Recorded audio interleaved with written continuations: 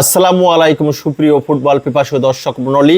FIFA world cup 2026 এর 23তম আসরের round of 32তে একটা হাই ইন্টেন্সিটি রোমাঞ্চ ছড়ানো ম্যাচে ব্রাজিল জাপানকে 2-1 গোলে পরাজিত করে। তবে ব্রাজিলের এই জয় অর্জন করতে যেয়ে তাদের ঘাম ছুটে গেছে বা জাপানিরা ব্রাজিল ফুটবল টিমকে একটা অগ্নি পরীক্ষা নিয়েছে, তাতে কোনো সন্দেহ নেই।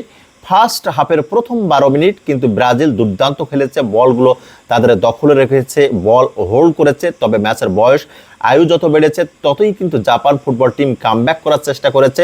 আমরা ছোটবেলায় বইতে পড়েছি যে জাপানিরা খুবই পরিশ্রমী এবং জেদি স্বভাবের হয়। জাপান ফুটবল টিমের স্পিড রয়েছে, স্কিল রয়েছে, স্ট্যামিনা রয়েছে এবং 90 মিনিট দম ধরে খেলতে পারেন। তাদের দলের মূল দুর্বলতা হচ্ছে খর্বাকৃতি হওয়ার কারণে এরিয়াল বলে বা হেডে একটু দুর্বলতা রয়েছে।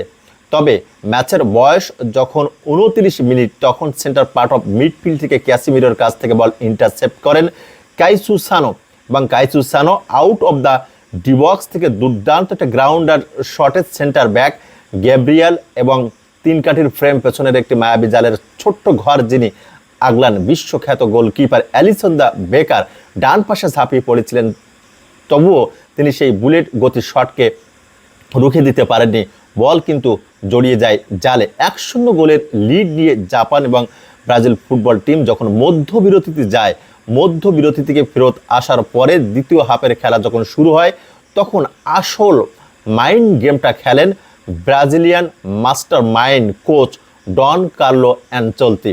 এবং ডন কার্লো অ্যানচেলত্তি তিনি যে কাজটা করেন, লুকাস পাকুয়েতার পরিবর্তে মাঠে নামান এন্ড্রিক মাঠে নামার সাথে সাথেই কিন্তু খেলার গতিটা বাড়ে, টেম্পোটা বাড়ে, খেলার মুভমেন্টটা বাড়তে থাকে, আক্রমণের ধার ঝাঁস সব কিছুই কিন্তু বাড়তে থাকে। তারপরে কুনহার পরিবর্তে মাঠে নামান গ্যাব্রিয়াল মার্তিনেল্লিকে।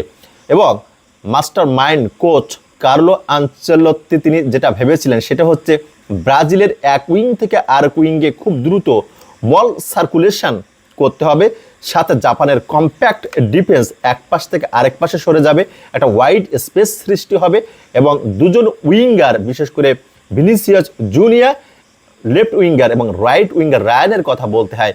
রায়ান কিন্তু দুর্দান্ত খেলেছে লাস্ট টু ম্যাচে তার রেটিংসটা হচ্ছে 7.6 এবং 7.4। পিক ট্যাকটিক্যাল মাস্টার ক্লাস, এই বন্ডিংটা কিন্তু দুজনের মধ্যে ছিল ভিনি এবং রায়ান।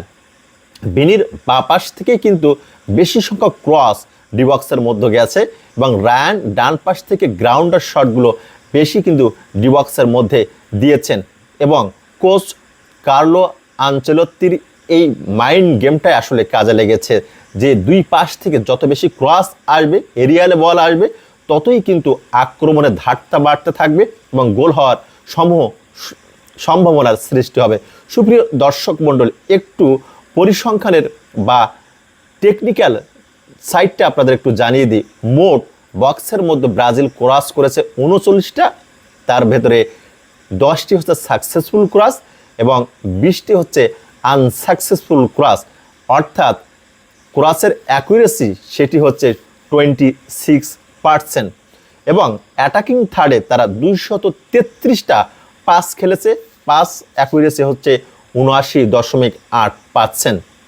এবং ম্যাচের বয়স অর্থাৎ 90 মিনিট অতিবাহিত হওয়ার পরে যখন অতিরিক্ত সময় এডিশনাল টাইমের খেলা চলে 95 মিনিট বা 96 মিনিটের এই মাঝখানে আসল খেলাটা, আসল ম্যাচের টুইস্টটা আমরা দেখতে পাই। Right winger Ryan jersey number 26 তিনি কিন্তু একটা বল পেয়ে যান এবং ডিবক্সের উপরে দাঁড়িয়েছিলেন midfielder Bruno Guimaraes jersey number 8।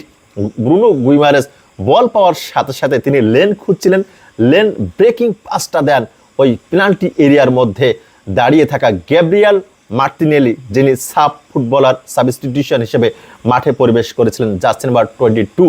তিনি কিন্তু একটা picture perfect finish, clinical finish করে জাপানের গোলকিপারকে বোকা বানিয়ে বল জড়িয়ে দেন জালে এবং সে জয়ের সমুদ্রে অবগাহন করে ব্রাজিল ফুটবল টিম।